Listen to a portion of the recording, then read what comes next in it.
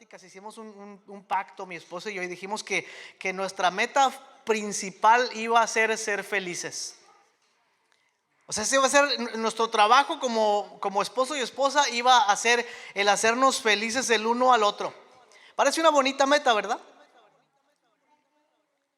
Lo raro es que la felicidad es elusiva y a veces está uno feliz cuando come y cuando no come no está tan feliz.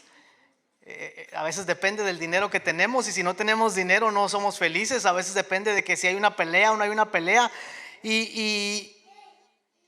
Pero de todos modos, por ignorancia y por inocencia, comenzamos nosotros a que vamos a hacer el matrimonio más feliz que ha habido en toda la historia de los matrimonios.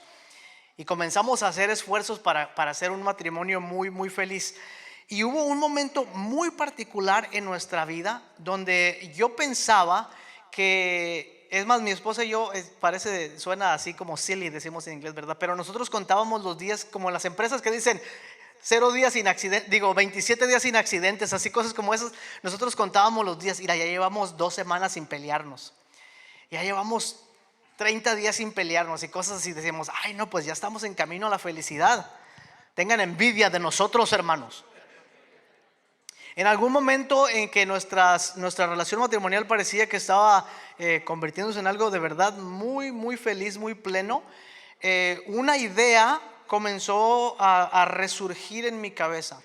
Cuando yo era niño, cuando tenía como 6, 7 años, no recuerdo muy bien, el Señor implantó una idea en mi corazón de ser un misionero, de ser un pastor. Y lo mantuve por muchos años y poco antes de conocer a mi esposa lo había abandonado esa idea y pensaba que ese no era el camino para mí y yo iba a hacer otra cosa con mi vida. Pero cuando estábamos en el pináculo de nuestra felicidad, el segundo año de nuestro matrimonio, primer año más o menos, me vino esa idea de regreso. Y comenzó a convertirse en una idea cada vez más fuerte. Y a recordarme una y otra vez, estoy seguro que era el Señor, de ese llamado que Dios me había hecho para servirle como un misionero, como un pastor. Y comencé a esconder ese sentimiento porque dije, esto va a echar a perder la felicidad que mi esposo y yo tenemos. Si yo le digo ahora a ella, oye, ¿sabes qué? Fíjate que quiero que seamos misioneros sin saber absolutamente nada. Yo decía, esto va a arruinar nuestra felicidad. Y empecé por algunos días, por algunas semanas a esconder ese sentimiento. No platiqué de eso nunca con ella y trataba yo de alguna manera como de enmascararlo con otras cosas, con más trabajo, con más ideas para el futuro. Pero nunca se desapareció ese sentimiento. Entonces un día cuando ya no pude más, una noche antes de dormir nos dije, yo le voy a tener que decir, y si esto crea un problema entre nosotros, pues ni modo, tendrá que crear un problema. Y le dije una noche, ¿sabes qué? Tengo algo muy importante que decirte. Ya estábamos por dormirnos y ella me dijo, ¿de qué se trata? Y le dije, pues fíjate que hace semanas que he sentido este deseo de servir a Dios, y le comencé a platicar y yo dije, pues a ver qué pasa. Y para sorpresa mía, mi esposa me dijo, fíjate que yo también desde que era niña tuve ese deseo en mi corazón de servir a Dios y tenía miedo de decirte porque yo no sabía si tú querías hacer algo como eso, y yo sola nunca voy a aventurarme sin ti a hacer algo así. Y bueno, gracias a Dios que ese momento salió bien, porque los dos teníamos ese deseo de servir al Señor. Pero lo que estaba debajo de eso era el miedo a perder nuestra felicidad, porque yo pensaba y ella pensaba que la meta final del matrimonio es ser felices. ¿Cuántos han imaginado su matrimonio así? Que la meta final de una relación es ser felices. Bueno, lo más importante para nosotros es ser felices. No es malo ser feliz, ¿verdad que no? O sea, es una buena meta. Pero ¿ustedes de verdad creen que ser feliz en la vida es la meta principal de una persona? Porque les digo una cosa, si ser feliz es la meta principal de la humanidad, la gran mayoría de las personas en la historia de la humanidad nunca han alcanzado su meta final. Es más, de aquí podemos decir que muchísimos de nosotros, si hablamos con sinceridad, podemos decir, fíjate que mi vida está bien, pero oh boy, pudiera estar mucho mejor, pudiera tener mucho menos problemas, pudiera tener muchas más cosas, pudiera ser mucho más feliz. felicidad no es el punto final de nuestra vida. Aunque muchas veces nosotros pensamos que el final de nuestra vida o el propósito fundamental es la felicidad o es la plenitud o es cualquier cosa. Usted póngale ahí una palabra a la línea en blanco. El punto está en que a veces creemos que tenemos una idea muy clara de lo que es el propósito final de nuestra vida y no se nos ha ocurrido pensar que tal vez eso que nosotros pensamos no es lo más importante. Ocurre en otras áreas de la vida. En algún momento algunos de ustedes pensaron que su carrera era la cosa más importante en su vida, ¿no es verdad?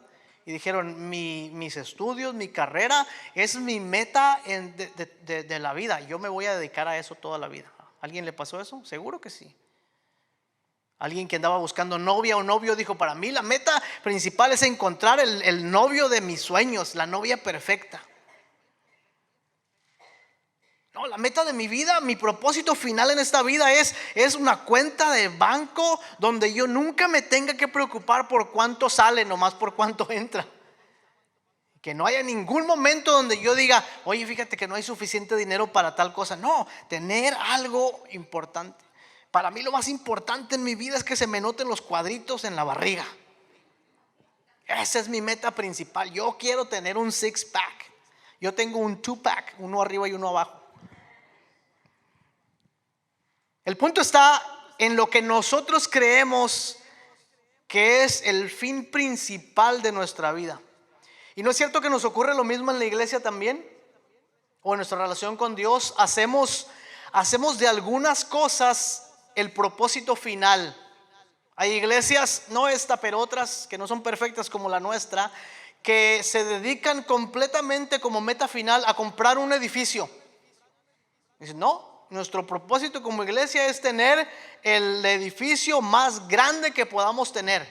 Y dedican su tiempo, su vida, su esfuerzo, su dinero a un edificio, a un programa. Hay iglesias hay iglesias o cristianos que dicen lo más importante es portarse bien.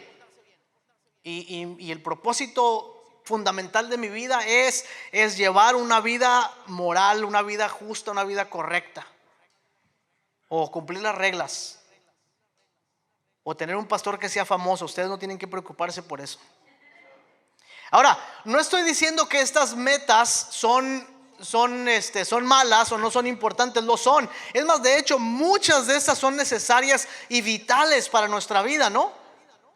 Nadie puede decir, a mí no me importa lo que voy a hacer con mi vida, yo no quiero que mi matrimonio sea feliz, yo voy a vivir como sea, hay que se caiga el edificio donde adoramos al Señor, porque al final de cuentas, no, estas metas son importantes, algunas son necesarias para el avance de nuestras vidas. Pero digo, ¿es esa la meta final de tu existencia? ¿Cuál es la meta final de tu existencia? ¿Trabajar?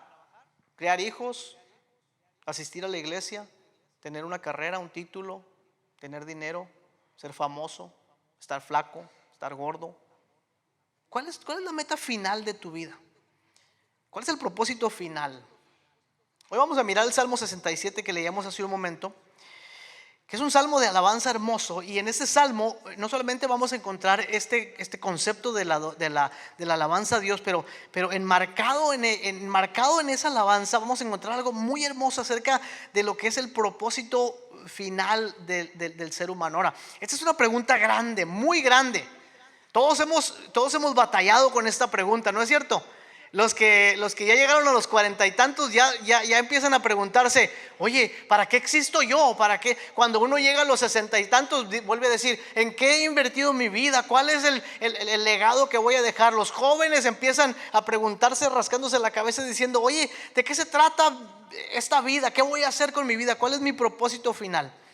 Y en este salmo tan hermoso de alabanza vamos a encontrar enmarcado, envuelto en esta gratitud a Dios, una manera de entender cuál es el propósito de Dios para nuestra vida. Así es que busquen el Salmo 67. A ver si hay, bueno, aquí lo voy a leer en mi Biblia porque ya no les quiero decir nada. Ya saben lo que está pasando. Lo leímos hace un momento, pero vayan a él, búsquenlo en sus Biblias. Gracias, hermano Silvio. Thank you very much.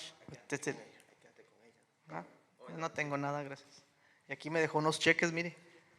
¿Tiene su seguro social? Bueno.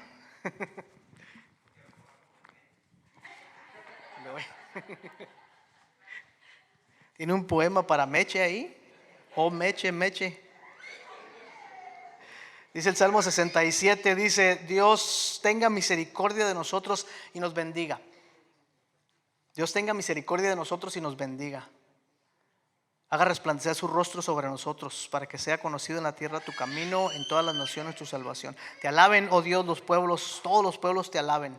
Alégrense y gócense las naciones, porque juzgarás los pueblos con equidad y pastorearás las naciones en la tierra. Te alaben los pueblos, oh Dios, todos los pueblos te alaben. La tierra dará su fruto, nos bendecirá Dios, el Dios nuestro. Bendíganos Dios y témanlo todos los términos de la tierra. Entonces este salmo que es muy hermoso de alabanza está dividido en 3 estrofas, 3 estanzas, ¿no? Es lo que se conoce como una liturgia de alabanza. Es decir, este salmo era probablemente utilizado en el tiempo de la cosecha, en donde el pueblo de Israel traía los frutos de la tierra y se hacía una ceremonia tal vez como de la fiesta de la cosecha. Se presentaban los frutos y es probable que el salmo se leyera así como leemos nosotros antifonalmente a veces, o todo el tiempo el salmista o el director que dice ahí, ¿verdad? En el principio dice el director del salmo, decía la primera línea: Dios tenga misericordia de nosotros y nos bendiga. Y el pueblo respondía: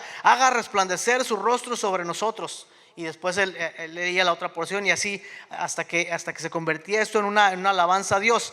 Y si ustedes notan rápidamente, van a darse cuenta de qué se trata este salmo. Es un salmo de exaltación a Dios, un salmo de alabanza a Dios. Un salmo que inmediatamente pone de relieve la grandeza de Dios, su bondad, su amor, su misericordia, el cuidado por el pueblo y muchas otras cosas más. Estamos acostumbrados a este tipo de cosas, estamos acostumbrados a alabar a Dios de esa manera. Y en estos 3 versos, estas 3 estrofas, tenemos esta liturgia de alabanza a Dios. El versículo 1 es muy parecido a Números capítulo 6, donde el Señor le da a Moisés la bendición para el pueblo. Es decir, el sacerdote de Israel bendecía al pueblo de Dios después de que se reunían y les decía más o menos estas palabras: Jehová te bendiga y te guarde, Jehová haga resplandecer su rostro sobre ti, Jehová te bendiga y te guarde, Jehová tenga misericordia de ti y Jehová te bendiga. Era una fórmula sacerdotal, era la bendición que el sacerdote le daba al pueblo de Dios antes de despedirlos. Y el versículo 1 es muy parecido a esa parte de Números 6, 24 al 26, creo. Es este salmo que exalta la bondad de Dios que es manifestada en la cosecha. Hay una referencia hermosa en el salmo. Si ustedes tuvieron la oportunidad alguna vez de leer los antiguos comentarios de los salmos, este salmo se identifica en los antiguos comentarios de la era patrística con un salmo de resurrección. Qué curioso, ¿no? Que no habla nada de la resurrección, pero en lo que se refiere a la resurrección es porque Jesucristo es de hecho el primogénito de la creación. Es decir, Jesucristo son los primeros frutos de la nueva creación. Así es como Colosenses habla de Jesucristo. Dice, Él es el primogénito de la creación. Es decir, Él es la primicia de los frutos de la nueva creación de Dios. Es decir, Jesucristo es el primero de los que han resucitado en la nueva creación de Dios. Entonces este salmo se identifica porque habla de la bondad de Dios al hacer abundar el fruto. Se identifica con la resurrección de Jesucristo.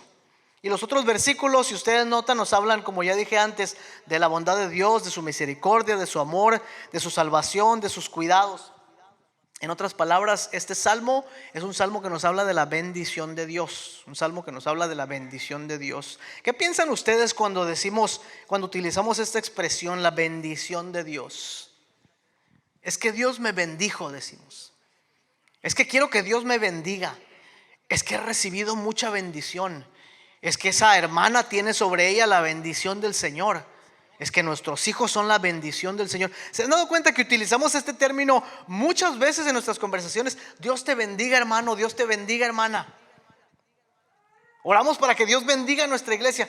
¿Qué queremos decir? ¿Qué estamos diciendo cuando hablamos de la bendición de Dios? Este salmo pareciera hablar en varios versículos de esta bendición de Dios, ¿no es cierto? Dios te bendiga y te guarde, y más adelante que el Señor te haga prosperar, que el Señor te dé los frutos de la tierra, y luego más adelante que Dios te bendiga.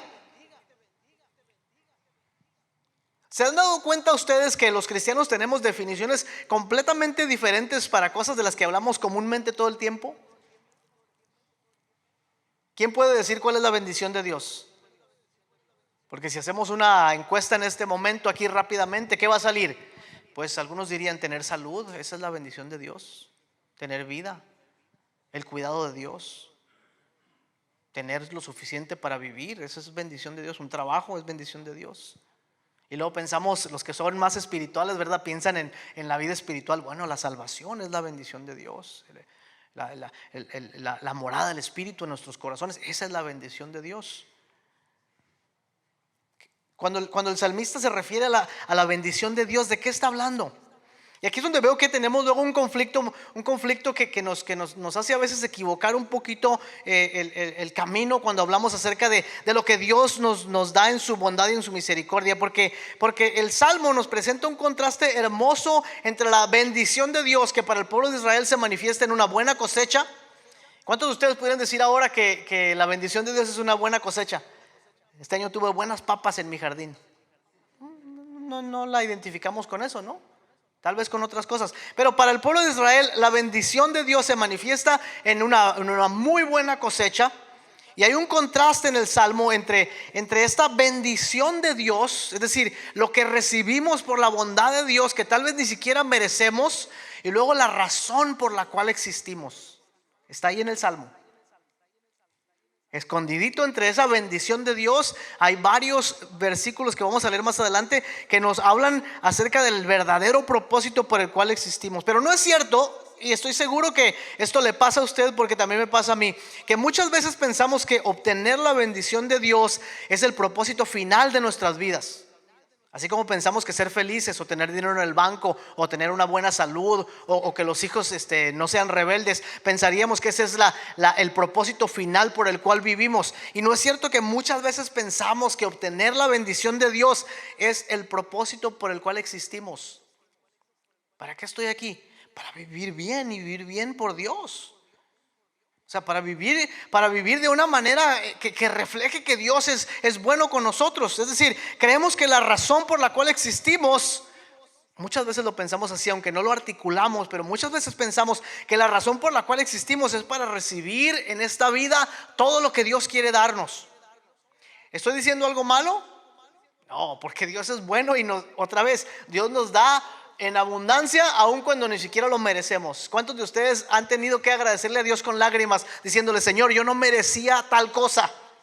La primera cosa que hacemos cuando el Señor a través del Evangelio nos salva, nos saca de la oscuridad, de las tinieblas, del pecado, de las garras de Satanás, lo primero que hacemos muchas veces es derramar nuestras lágrimas en agradecimiento y decimos: no merecía, Señor, que me salvaras, no merecía que me hicieras tu hija, no merecía que me santificaras. Pero luego a veces nos pasa con cosas en nuestra vida donde recibimos algo y decimos: ¿yo por qué? ¿Quién soy yo para que el Señor tenga tal favor conmigo? Pero muchas veces llegamos a creer que la razón por la cual existimos es para recibir de Dios todo lo que Dios quiere darnos. Hay un problema con ese pensamiento. El problema es que muchas veces comenzamos a perseguir las cosas que según nosotros caben dentro de la definición de la bendición de Dios. Entonces, ¿cómo va el pensamiento que estoy diciendo? Si lo que yo pienso que es el propósito final de mi vida es recibir en esta vida lo que Dios quiere darme, y si yo tengo una definición de las cosas que yo creo que Dios va a darme, entonces ¿a qué voy a dedicar mi vida? A perseguir las cosas que yo creo que Dios quiere darme. Para ser críticos con algunas versiones falsas del evangelio, como el llamado evangelio de la prosperidad. ¿Cuál es la idea principal de algo como eso? Dios quiere que seas rico, Dios quiere que tengas bienes materiales. Esa es la bendición de Dios para tu vida. ¿Y por qué es la bendición de Dios para tu vida? Vas a perseguirla a toda costa, porque Dios quiere darte eso. Ese es el propósito por el cual Dios te creó. Entonces el problema con una idea de la bendición como, como lo principal en nuestra vida o el propósito de nuestra vida es que comenzamos a perseguir las cosas que caben dentro de la categoría de la bendición. ¿Les pasa eso a ustedes o nada más a mí? ¿No? Vengan a predicar acá, yo me siento allá porque le estoy predicando al choir, dicen en inglés, ¿verdad? ¿A ustedes no les pasa eso? No persiguen las cosas así que uno piensa que es que Dios quería esto para mí, es el propósito de Dios para mi vida. No estoy diciendo que no sea parte de las bendiciones o la bondad de Dios. Estoy tratando de hacer una diferencia entre lo que nosotros consideramos que es nuestro propósito final en la vida, si es para vivir bien y para recibir todo lo que Dios quiere darnos. El peligro con tal pensamiento es que Dios puede convertirse en un medio para obtener lo que deseamos. Dios puede convertirse en un medio para obtener lo que deseamos. Es decir, que Dios no es el propósito final de nuestra vida, sino las cosas que Dios puede darnos. El problema con eso es que cuando Dios no nos da lo que nosotros pensamos que debería darnos, nos desanimamos, nos enojamos, nos confundimos, nos peleamos y le reclamamos a Dios por las cosas que nosotros creemos estamos en nuestro derecho de reclamarle. Otra vez para criticar a otros que son raros, que dicen: te demandamos, Dios, que sanes a tal persona. Te demandamos nosotros a Dios. Pero es que es nuestra herencia, porque Él prometió que nos va a dar eso, y ese es nuestro propósito, vivir de esa manera. Y un peligro en utilizar a Dios para cumplir nuestros deseos. Es decir que si no somos cuidadosos, la bendición de Dios, como vemos en el Salmo, los frutos de la tierra, el cuidado de Dios, la provisión de Dios, la bondad de Dios, si no somos cuidadosos, estas bondades de Dios pueden convertirse en una piedra de tropiezo. ¿Cómo que en una piedra de tropiezo? ¿Cómo? Dice el hermano Moy. Tal vez alguno de ustedes pudiera pensar en este momento: las bendiciones de Dios no pueden convertirse en una piedra de tropiezo. Si vienen de Dios mismo, ¿cómo van a hacer algo que me van a apartar de Él? El jardín del Edén era una bendición de Dios. También lo era el árbol del conocimiento del bien y el mal. Era la bendición de Dios para Adán y Eva y el resto de la humanidad.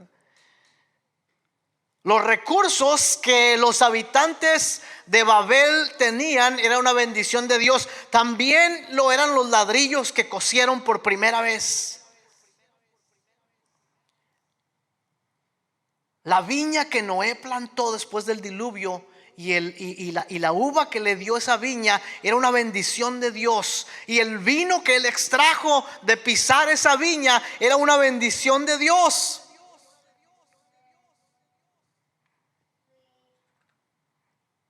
Isaac era una bendición de Dios para Abraham. El aspecto de Saúl era una bendición de Dios para Saúl. A mí también me bendijo con lo mismo. Ay, hermanos, era broma eso, ¿no? Alto, guapo, que sobrepasaba a todos. El reino era una bendición de Dios para David. Haberle dado paz era una bendición de Dios para David antes de que viera a Betsabé bañándose en su casa. Las riquezas y la sabiduría eran una bendición de Dios para Salomón. Tener el tesoro en sus manos o ser el tesorero era una bendición de Dios para Judas. ¿Y qué tienen en común todas estas cosas? Que de alguna manera todas estas personas hicieron de la cosa, hicieron de la posesión lo más importante. Estas cosas no eran la razón por la cual ellos existían, pero en cada caso estas personas convirtieron estas bendiciones en el fin principal de sus vidas y trataron de mantener estas posesiones a toda costa, porque lo que poseemos puede terminar por poseernos a nosotros. Como decía aquel que mataron ahí en Guatemala, ¿verdad?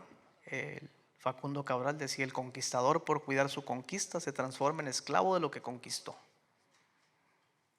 Es cierto. Dejamos de poseer cosas porque las cosas comienzan a poseernos a nosotros. Pero miren, regresen al Salmo una vez más.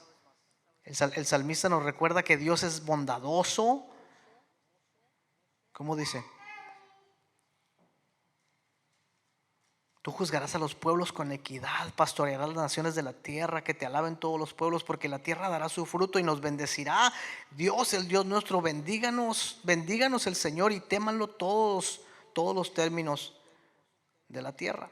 Y el salmista nos recuerda, el salmo recuerda que Dios es bondadoso, que Dios bendice, que Dios es generoso, que Dios salva, que Dios es digno de alabanza, que Dios es un juez justo, si están siguiendo la secuencia del salmo, que es un rey bueno, que es un buen pastor, que es un proveedor generoso, y pudiéramos y debiéramos prestar atención a cada uno de esos atributos de Dios que son presentados por el salmista. Sin embargo, hay algo más asombroso que casi nos escapa de la vista. Regresen al versículo 1 y después de cada una de esas declaraciones vean lo que dice ahí. Hay una línea curiosa en cada uno de estos versículos. Dios tenga misericordia de nosotros y nos bendiga y haga resplandecer su rostro sobre nosotros. Vean el versículo 2. Léanlo conmigo. Para que sea conocido en la tierra tu camino, en todas las naciones tu salvación. Enmarcado en esta alabanza de los atributos de Dios, en su bondad, en su bendición, en las cosas que recibimos de Dios, hay un increíble secreto de la razón por la cual tenemos estas cosas. Dice: Señor, gracias por darnos de tu misericordia y por hacer resplandecer tu rostro sobre nosotros. La idea de esto, Señor, es que tu nombre sea conocido en toda la tierra, y en todas las naciones sea conocida tu salvación, Señor. Y luego dice en el versículo 4, dice: alégrense y gócense las naciones. Porque Dios es bueno, claro, pero ¿por qué? Porque juzgarás a los pueblos con equidad y pastorearás a las naciones de la tierra. ¿Qué quiere decir esto? Quiere decir exactamente lo que estaba diciendo en el versículo anterior: que todos los pueblos te conozcan, oh Dios, que las naciones enteras conozcan que eres un rey bueno, un rey misericordioso, que eres un rey que puede pastorearlos a todas las naciones, y que te alaben los pueblos, Señor. Y otra vez viene esta alabanza a los atributos de Dios. Versículo 6: la tierra dará su fruto, nos bendecirá el Dios nuestro. Bendíganos, Señor. Lean la última línea: y teman todos los términos de la tierra delante de Él. Enmarcado en la adoración a Dios está el propósito final de nuestra vida: que Dios sea conocido, que Dios sea exaltado, que Dios sea temido. En otras palabras, que Dios sea adorado. ¿Para qué existimos nosotros? Fundamentalmente existimos para adorar a Dios. En pocas palabras y de la manera más simple que podamos verlo, existimos para adorar a Dios. No estoy diciendo para cantarle a Dios, lo cual es una forma de adoración. No estoy diciendo para leer la Biblia, que es una forma de adoración. No estoy diciendo para escuchar el mensaje, que es una forma de adoración. No estoy diciendo para ir al estudio bíblico, que es una forma de adoración. Lo que estoy diciendo es: nosotros somos la adoración al Señor. Nuestra vida entera es un reflejo de alabanza y adoración a Dios. Y ese propósito final de nuestras vidas sirve exclusivamente para que todas las naciones conozcan a Dios. Cuando no entendemos, no hemos comprendido más claramente esto, se crean todo tipo de crisis en nuestra vida, ¿no es cierto? Crisis de identidad, crisis existenciales, crisis de confusión. Es mucho más complicado para los que vivimos en una sociedad que pone tanto énfasis en cosas como las posesiones o el entretenimiento, la comodidad, los likes en el Facebook, el estatus en las redes sociales, el hacerse viral o no, el disfrute de la vida. Porque la verdad es esta, que podemos llegar a creer que si nosotros no alcanzamos esas cosas, no tenemos un propósito en la vida. si no terminé mi carrera, o si no compré la casa grande que quería, o si no tengo el cuerpo que deseo, o si no somos la iglesia que debiéramos ser, o si no esto, si no lo otro, no hemos alcanzado el propósito final de nuestra vida. Pero no, el propósito final de nuestra vida es que adoremos a Dios. Y esta pregunta que nos empezamos a hacer desde que hay razón en nosotros. Yo me acuerdo hace muchos años, mi hija Abigail era una niña todavía. Tenía, yo creo que 6, 7 años, y un día vino y me dijo, papi, ¿de verdad existimos? Y dije yo, ay, esta ya tiene problemas existenciales, tiene 6 años. Y me dijo, es que a veces siento como que no somos reales. Yo dije, ya está pensando en, ¿cómo se llama eso? La metafísica y la... No, le dije, ¿por qué piensas eso? No sé, dice, ¿cuál es la razón por la cual estamos aquí en esta vida? Le dije, ay, mi hija, pues era yo un poco más torpe de lo que soy ahora, y le traté de dar una explicación ahí muy acá. Le hubiera enseñado lo que los catecismos de la iglesia nos enseñan, ¿verdad? Todo el tiempo, que es muy fácil. La pregunta dice, ¿cuál es el final? El final principal del hombre, dice, es conocer a Dios y disfrutarle por la eternidad. Así de sencillo. ¿Para qué existimos en este mundo? Dice, para conocer a Dios y para disfrutarle por toda la eternidad. Pero esta pregunta que taladra nuestras vidas constantemente: oye, ¿para qué estoy aquí? ¿Para qué trabajo? ¿Para qué hago dinero? ¿Para qué estoy casado? ¿Para qué esto? ¿Para qué lo otro? ¿Para qué voy a la iglesia?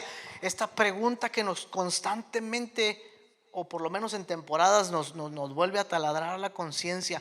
¿Para qué fuimos creados? El domingo pasado, cuando estábamos en la clase, que hoy va a ser otra vez a las 11:45, ¿qué horas tenemos ya? Tenemos que terminar. Hablamos de un atributo de Dios que se llama la aceidad de Dios. Los que estaban ahí recuerdan que la aceidad de Dios únicamente significa que Dios no necesita absolutamente nada de nadie, porque Él es el único que tiene vida en sí mismo, y que Él no nos necesita a nosotros.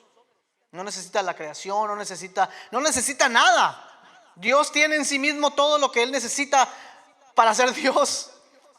Si no existiéramos nosotros, no deja de ser Dios, y no es menos Dios. No es menos Dios si no somos salvos, y no es más Dios si somos salvos. Decimos, ¿y entonces? Y ahí nos damos cuenta una vez más de lo grandioso que es el misterio de Dios en nosotros, de lo hermoso que es el misterio de la encarnación, que Dios, no necesitando absolutamente nada de nosotros, envió a su Hijo Jesucristo en forma de hombre para morir en la cruz, para salvarnos de nuestros pecados, para reconciliarnos con Él, para hacernos sus hijas y sus hijos, para que vivamos con Él en armonía. ¿Para qué si no necesita nada? No, porque los que necesitamos somos nosotros. Nosotros somos los que necesitamos. Por eso el mayor problema con el que nos encontramos, el pecado más terrible de la raza humana, es siempre la idolatría. Porque la idolatría siempre nos acerca a las cosas y nos aleja del Creador. La idolatría siempre nos acerca a lo creado y nos aparta del Creador. Siempre nos acerca a la bendición y nos aparta del que bendice. Siempre hace que nuestros corazones amen lo que vemos y nos aleja del invisible. El pecado de la idolatría, que no es únicamente lo que vemos a veces en las películas o en los libros de historia, adorar esos dioses horribles que pensamos que nuestros antepasados adoraban. No es eso la idolatría únicamente. La conocemos bien porque la practicamos constantemente, ¿no es cierto? Y nos aleja de Dios. ¿Y cómo podemos no solo conocer, sino vivir en el propósito final de nuestras vidas cuando somos esclavos de la idolatría? Seamos honestos con nosotros mismos. Levantemos nuestra mano y digamos si alguno de nosotros puede decir hoy, este día: yo no soy esclavo de la idolatría. No pudiéramos levantar nuestras manos. ¿Y cómo podemos no solo conocer nuestro propósito y vivir en ese propósito cuando estamos esclavizados por la idolatría? Aquí están las buenas noticias del Evangelio. Que nosotros, que estábamos condenados a una vida de idolatría, atrapados por el pecado, por los dioses falsos, por la muerte espiritual, hemos sido liberados por Cristo. Hemos sido liberados por Jesucristo completamente. Porque Adán y Eva fueron engañados por la serpiente, pero Jesucristo aplastó la cabeza de la serpiente. La humanidad fue destruida por el diluvio, pero Cristo es el arca de la salvación. Los hombres trataron de ser como Dios construyendo una torre, pero Dios mismo se hizo hombre y descendió para vivir entre nosotros. Nos escondimos desnudos y atemorizados y huyendo de Dios, y Cristo fue expuesto desnudo y avergonzado, llevó en su carne el castigo por nuestros pecados. Si este no es el propósito para vivir, no hay nada que te pueda hacer vivir. Absolutamente nada. Y es necesario que otra vez volvamos a preguntarnos: ¿a dónde estamos dirigiendo nuestra vida? Si nuestra vida no está acercándose al propósito final, que es glorificar a Dios, si no estamos persuadiendo a otros, escuchen bien esto, si no estamos persuadiendo a otros a adorar a Dios, tal vez es tiempo de rectificar. Tal vez es tiempo de rectificar. Quiero terminar diciendo esto porque es importante. Cuando hablamos de que existimos para adorar a Dios, pudiera convertirse en una de esas ideas raras que tenemos a veces, de que voy a adorar a Dios, vamos a estar allá todo el tiempo con los angelitos, cante y cante. Si aquí no los aguanto 30 minutos, ¿qué los voy a aguantar allá por un tiempo sin tiempo? No, hermanas y hermanos, Dios es mejor que cualquier cosa a la que tú puedas dedicar tu vida. Dios es infinitamente mayor que todo lo que tú puedas querer o gozar, todo lo que quieras, lo que anheles, todos los viajes que puedas tener, todas las vidas que puedas disfrutar. Nada se va a comparar. De hecho, estas cosas se pueden convertir en estorbos para encontrarse con la belleza de este Dios que merece ser completamente adorado, que es incomparable, que es bueno. Imagínate venir todos los días, a cada momento de tu vida, en todo lugar donde te encuentres, ante la presencia de el único y soberano Dios. Dice la escritura: de aquel que habita en la luz inaccesible, que nadie puede ver. Y nosotros venimos ante Él por Jesucristo su Hijo, sin nada que ofrecerle, absolutamente nada, ni un buen talento, ni un buen comportamiento, nada que Dios pueda necesitar. Aquel que es verdaderamente hermoso, verdaderamente bueno, verdaderamente perfecto, y que vengas a Él sin nada. Es más, no vienes a Él sin nada, vienes con números rojos, vienes en negativo.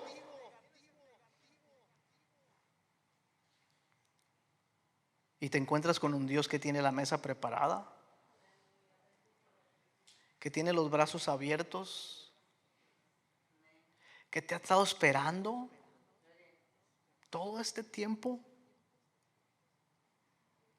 que se sienta contigo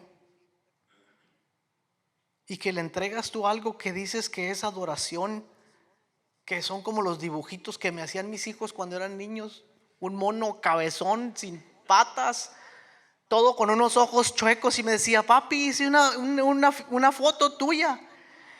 Y decía yo: ay, pues bueno, si así me miran mis hijos, pero qué hermoso, ¿verdad?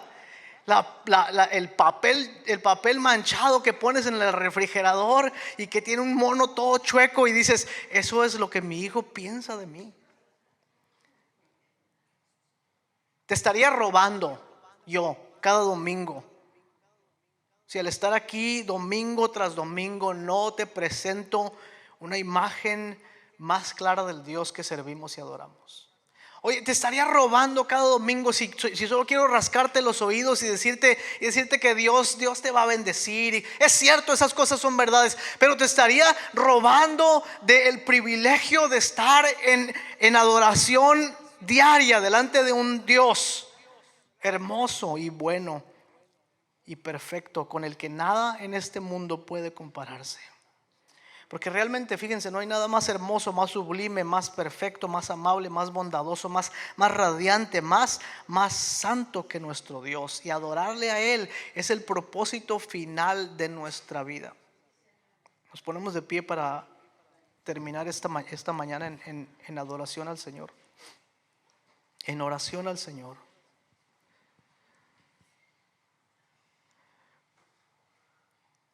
Fíjense qué hermosa la oración de esta sexta semana de la Pascua. Dice la oración de esta semana, dice: oh Dios, tú has preparado para los que te aman cosas tan buenas que sobrepasan nuestro entendimiento. Infunde en nuestros corazones tal amor hacia ti, que amándote en todo y sobre todas las cosas obtengamos tus promesas que exceden todo lo que podamos anhelar. Por Jesucristo nuestro Señor, que vive y reina contigo y el Espíritu Santo, un solo Dios, por los siglos de los siglos.